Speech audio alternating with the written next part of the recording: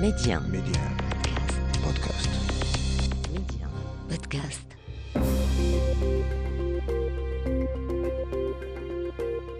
Bonjour et bienvenue dans votre magazine Coémergence Express. Cette semaine, nous nous intéressons à la présence des multinationales étrangères dans les économies africaines et nous irons faire le point dans certains pays du continent et ce sera avec nos correspondants sur place. Et nous serons également avec Idriss Lingé pour notre destination économique de la semaine.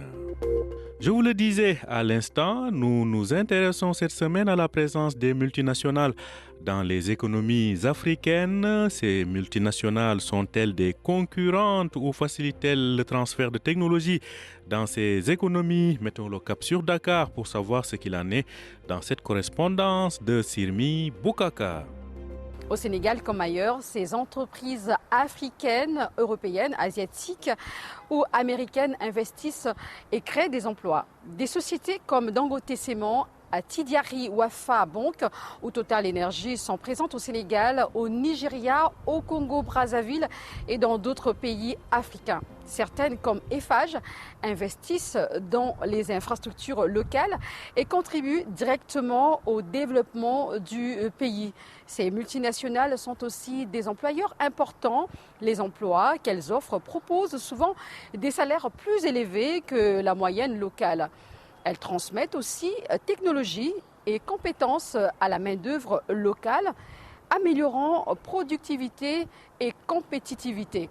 Elles payent des impôts qui aident le pays à financer les services publics et favorisent la création de contrats de travail. Certaines vont encore plus loin. Myers, par exemple, a mis en place au Sénégal un programme de mentorat pour les femmes en logistique, les aidant à se former et à trouver un emploi.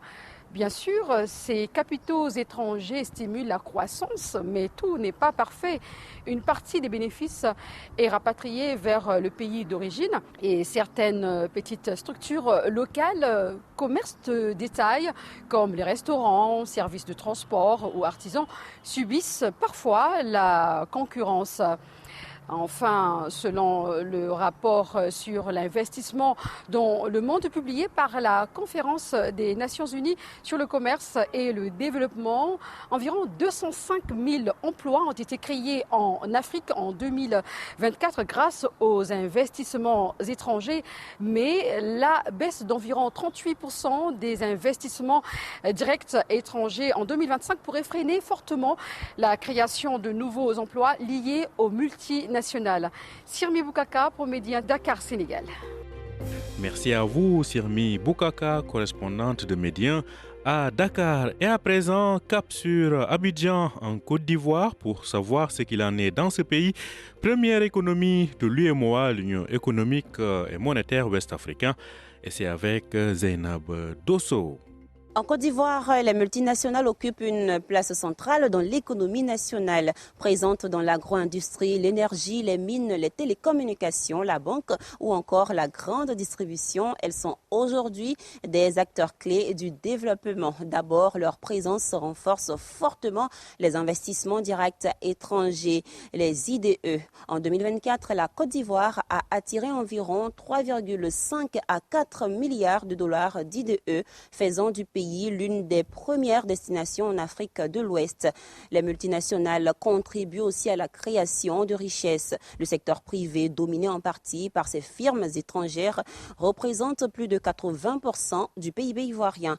Elles participent largement aux exportations, notamment dans le cacao, l'énergie et les télécoms qui génèrent plusieurs milliers de milliards de francs CFA chaque année. Dans le secteur de l'emploi, leur impact est significatif. Enfin, par leur investissement et leur expertise, elles soutiennent la croissance économique qui s'établit autour de 6 à 7% par an en moyenne ces dernières années. Mais cette présence pose aussi des défis, notamment dans la transformation locale des matières premières et le rapatriement des profits. Un enjeu majeur pour faire des multinationales de véritables partenaires du développement durable.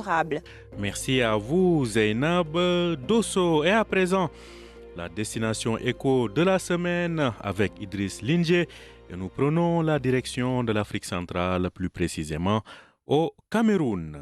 Le pays se positionne comme une destination d'investissement plutôt attrayante en Afrique centrale. Sa population est d'environ 27 millions d'habitants et il y a une croissance économique qui est quand même stable.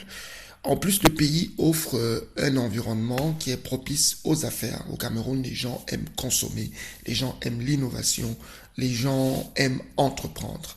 Alors, quels sont les atouts du Cameroun, pays continent? Il y a déjà la diversité sectorielle.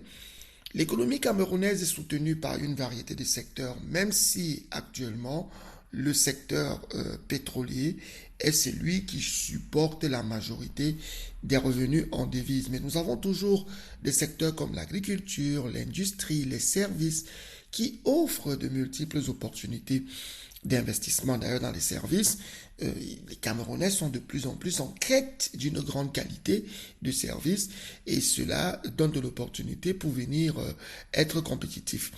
L'autre atout économique du Cameroun, c'est une relative stabilité politique. Il y a des défis au Cameroun. Je veux dire, par exemple, on ignore ce qui se passera si un jour le président actuel n'est pas là. Mais quand on regarde dans l'écosystème en Afrique centrale, aussi bien le Nigeria, le Tchad, la RCA, le Gabon, le Cameroun est un pays qui est plutôt resté simple depuis les années de braise. Merci à vous, Idriss Lingé. Je rappelle que vous êtes le directeur de rédaction de Média Mania qui édite entre autres l'agence panafricaine Ecofin. Voilà, c'est la fin de Coémergence Express de cette semaine. Merci de l'avoir suivi. Bonne suite de programme sur Média. Je rappelle que vous pouvez retrouver Coémergence Express sur notre site www.medien.com.